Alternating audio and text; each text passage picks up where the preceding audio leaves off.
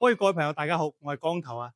作為一個喺惠灣生活咗足足10年嘅中介，俾客戶問得最多嘅問題係咩呢？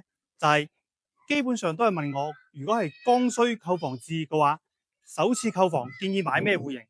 今日話唔多講，我哋一齊睇樓先啦。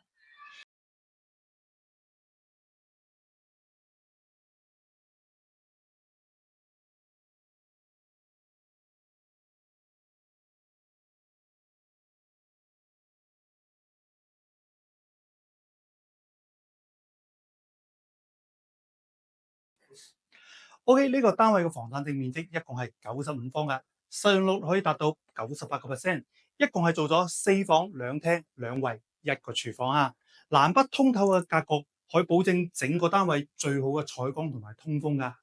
業主裝修一共係等咗20個 W 啊，而家咪等於白送俾你咯。OK，對呢個單位感興趣嘅朋友，右手邊插支旗，後台私信我啦。今日係咁先啦，拜拜。